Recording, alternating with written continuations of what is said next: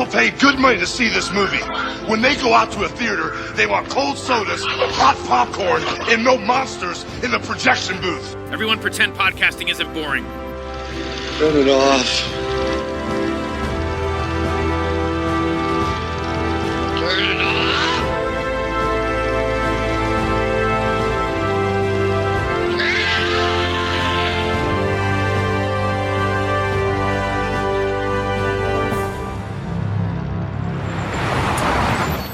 What is it?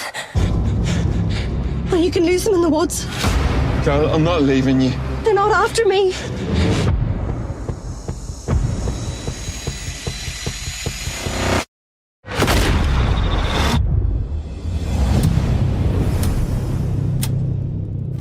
You are about to be prosecuted for murder. Or you come and work for me. What's the situation, sir? The IRA. And they've been giving London a taste of the troubles. I could use a Deadshot like you. I'd say that's a step up for a man in your position. I'm going after the soldier that killed Carol. The man you want is working for the police. What's the purpose of your visit, sir? I'm looking up an old friend. Doesn't have long to live.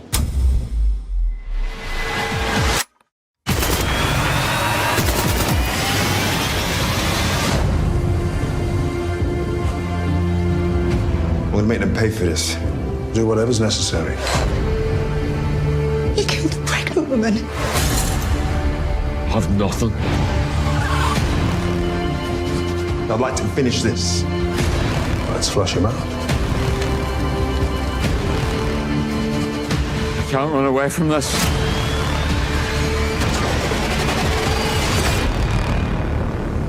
Forgive me.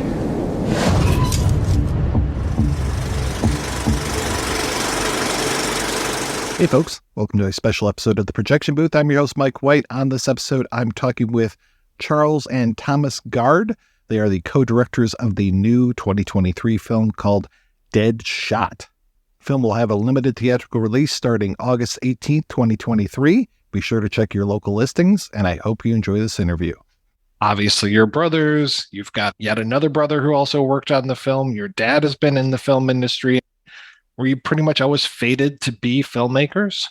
Our mum was in the industry too. They met in the studio. Mum was an animator and then an editor. We were just brought up in it and always loved it. And both our parents had a great love of film and had a huge Betamax collection of videotapes that we were obsessed about when we were younger. We have a photograph of the two of us in Monument Valley looking through an Arriflex camera in the middle of a road, one of those giant roads. And Tom's looking through the camera and I'm holding it. And I'm probably 3 and Tom's probably 5. It was always part of our lives. And I just can't get over how long you've been actually working in the industry already. We trained in the camera department. So we became assistant camera technicians and really loved that. Loved working with cameras and working with cameramen and women. And it was almost our natural home was the camera department. And then when we started making films, we used to muck around a lot together with video cameras like many people do and make things at home. But when we got to university, there was a comedy group in Cambridge called the Footlights, famous comedy group that people like the Monty Pythons and Brian Laurie, people like that came out of. And one of the guys there to write a script and short film. And we started prepping it. And obviously all the students just had no experience working on films and didn't really understand what was required. And I had to call Charlie up and say, look, Charlie, you got to come up and help me out here because this is a nightmare. I'm never going to be able to do this on my own. And Charlie hadn't even started Cambridge yet, but zoomed up. And that was the first time we properly collaborated together. Yeah, I just finished working on Judge Dredd and I knew that I was coming up to university. So it was the first time. And it would just worked really well. The night before that shoot, Tom, sitting in that restaurant, like scratching out storyboards and so anxious about what we were doing. It was crazy. But yeah. But everyone was like, the students were like, hey, 6 a.m. call? Are you kidding me?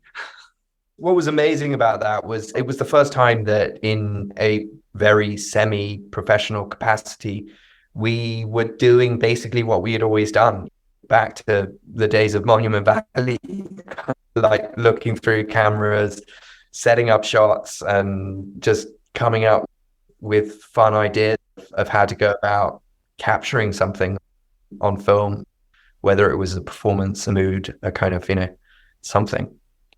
It's the first screen role of Olivia Colman as well. She'd done a lot of theatre and she was doing a lot of theatre, was a great star even then. But I think it was the first time she'd done something on film, video, as we were shooting on. It was a great experience. It was fun. I'm always curious when it comes to directing teams, and especially when it comes to brothers working together, how do you guys divvy up the work? Like when you're working on something like Deadshot, is one doing the in front of the camera stuff while the other one's dealing with the behind the camera stuff? I'm like, how do you guys actually divvy up the work? We tend to keep it very organic. It's a very kind of fluid. It's all very much grows out of the conversation that we've been having with the actors, that we've been having with each other in terms of the story and the direction of the story, and everything just really evolves out of that. We tend not to divvy up any roles. It's not like one of us will deal with the camera and one of us will deal with the actors. I think the Pang brothers in China, one of them preps one day and then will shoot that day, and the other preps the other day and he will shoot that day. The rota goes Monday and Wednesday. One of them's directing Tuesday and Thursday. The other one's directing. That's not really our speed. Tell me more about Deadshot and where did the idea come from?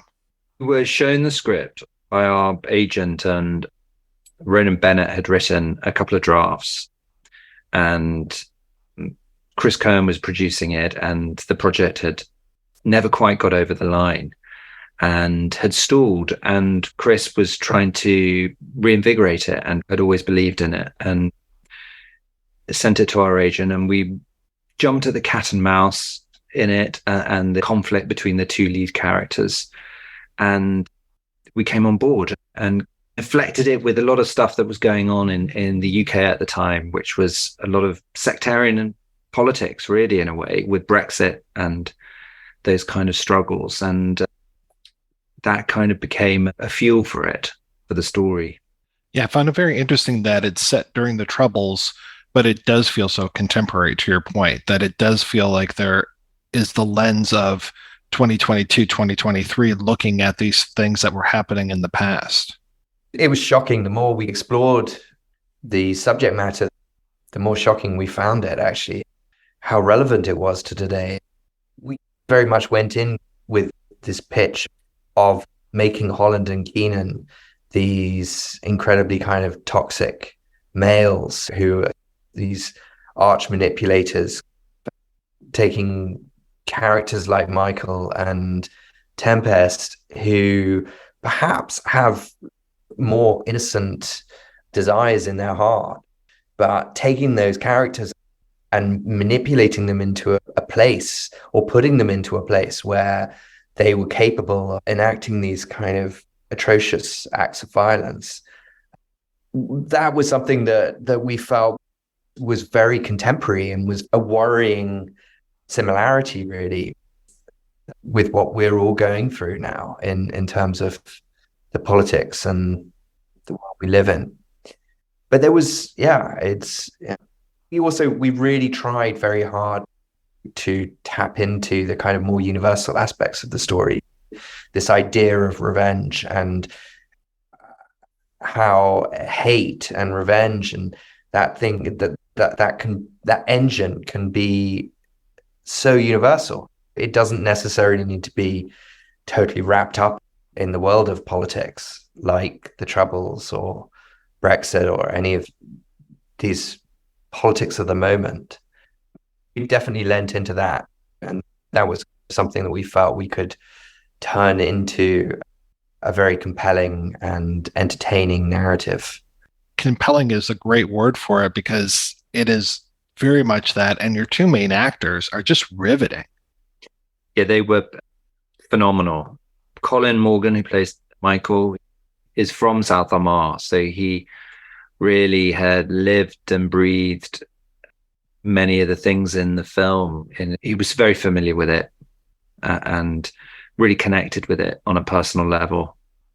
And Amel also felt a deep connection to it too, with his background, and both of them brought so much to it for those personal reasons. We feel they gave very instinctive, emotional performances, which was a real treat in an action thriller.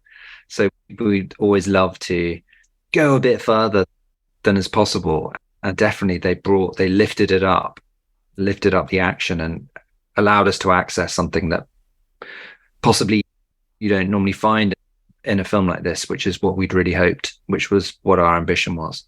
I think you definitely succeeded. It doesn't just feel like two guys going after each other for no reason whatsoever, or just for petty reasons. There's some real connective tissue inside of this film, and you really feel the struggles that they have with their own personalities as well as the world that they've been put into. And you guys really capture that time period very well. It must have been quite a bit of a challenge to make the world look like it once did.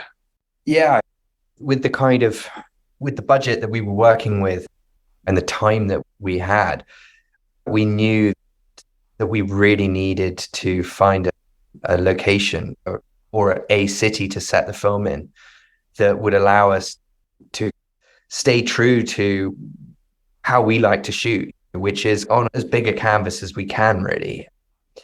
And we don't like that kind of following just actors just on their faces and staying with that. It's so nice to be able to see a period film when you do have wides and you can inhabit the city and make that a character in the story. When we found Glasgow, we'd shot a commercial there actually years ago and always been really impressed with it and felt that it had that kind of grandeur of a really big city, but it also had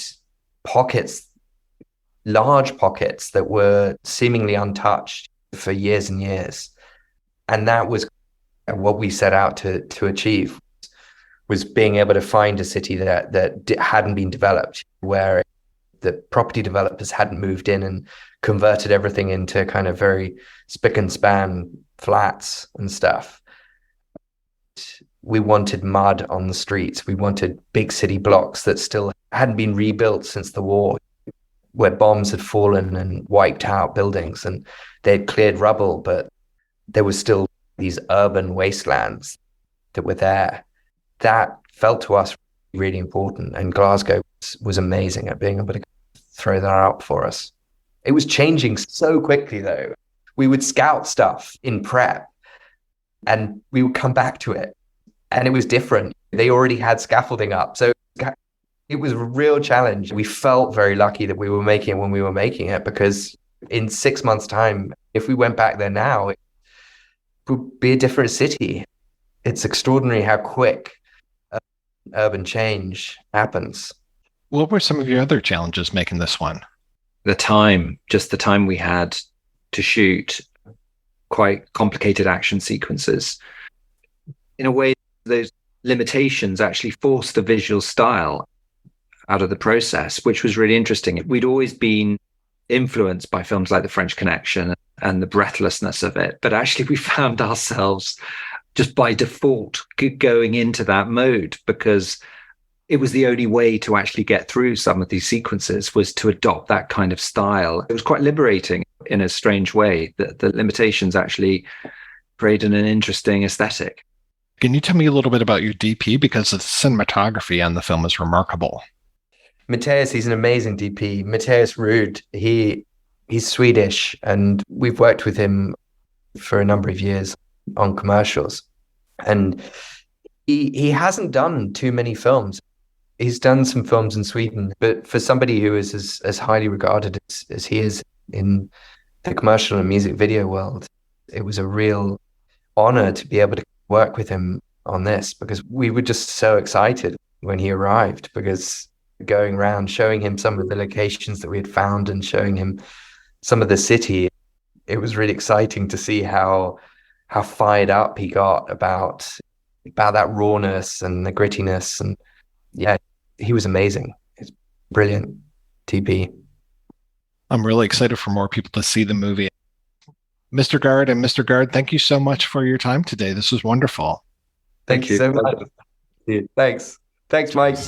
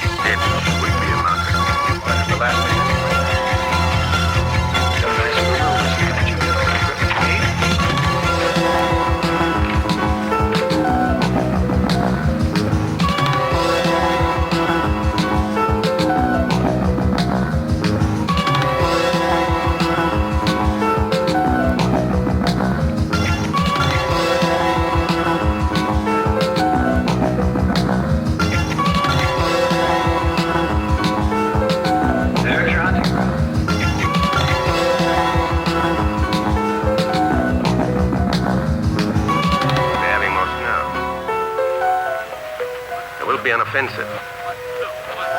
We must be prepared to break the enemy's morale. Your bravery and skill are proud to claim and respect our whole genre.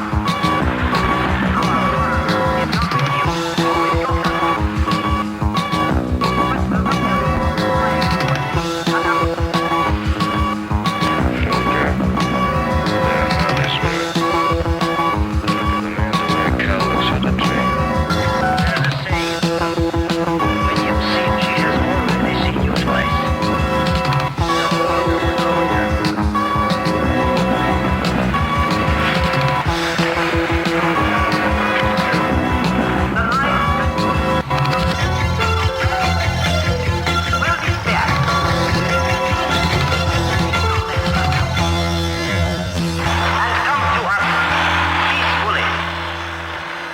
We will receive as an honor.